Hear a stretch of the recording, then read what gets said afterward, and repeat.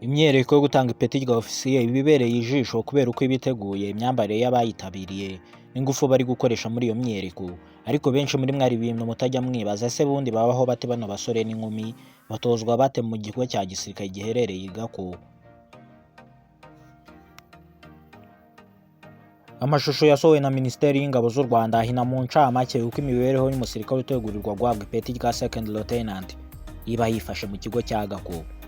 Ubusanzwe mu kazi ka gisirikare habamo abashinzwe kuyobora abandi, haba mu buzima bwo mu kigo cya gisirikare, mu myitozo ndetse no ku rugamba nyirizina. Kimwe mu bintu bigomba kuranga umusirikare ni ukugira imbaraga z'umubiri zituma ashobora guca mu nzira zigoye z'inzitane, haba mu mazi, haba mu mashyamba ndetse no mu kirere kugira ngo agere ku ntsinzi. Abasirikare ba RDF nabo bakora imyitozo ibafasha guca mu nsi ya za senyenge, gusimbuka inkuta ndende, kwambukiranya imigezi myinshi ndetse no kumenya kwibira mu mazi ukuburukamo umwanzi atarabutswe n'ibindi byinshi. Mu ishuri rikuru rya gisirikare ry'i Gako ryitwa Rwanda Military Academy, imyitozo ihabera igenewe abasirikare bitegura kuzayobora abandi. Iri shuri ryatangijwe mu 1999. Burya kandi umusirikare nyawe ntagomba kumenya gusa uko barashisha imbunda, uko bayoza, uko bayifungura ndetse bakanayiteranya, ahubwo abagomba no kumenya amateka y'intambara n'urugamba rwaranze isi.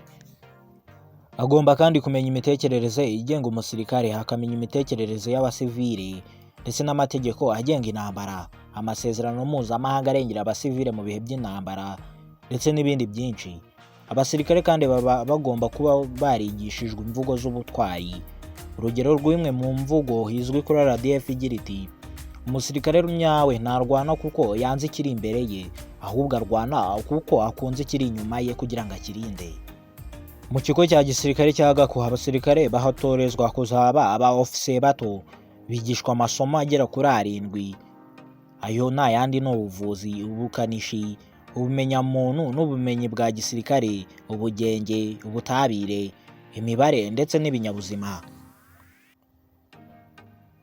Kugira ngo imibiri yabo kandi ikomeze gukomera, iyo barangije amasomo bakora siporo isaba imbaraga, harimo kuzamuka ibihimba cyangwa se push up cyangwa pompage, bongera bamanuka. Bagakina kandi imikino nka basket, volleyball ndetse bakanirukanka ndetse n'iyindi myitozo myinshi. Ikinyabupfura batozwa gituma nawe usiga uburiri yarayemo budashashe. Kubera ikinyabupfura batozwa, ibintu byabo byose biba biri ku murongo, mu rwego rwo kubongerera akanyabugabo mu masomo yabo. Hari abayobozi bakuru mu ngabo z'u Rwanda baza kubasura bakabaganiriza muri kino kigo cya gisirikare cy'i Gako. Uwimena cyangwa se wa mbere ni Perezida Paul Kagame, Perezida wa Repubulika y'u Rwanda, ndetse akaba n'umugaba mukuru w'ikirenga w'ingabo z'u Rwanda. Abandi kandi ni umujyanama wa Perezida Kagame mu by'umutekano, General James Kabarebe, umugaba mukuru w'ingabo z'u Rwanda, General Jean Bosco Kazura ndetse n'abandi.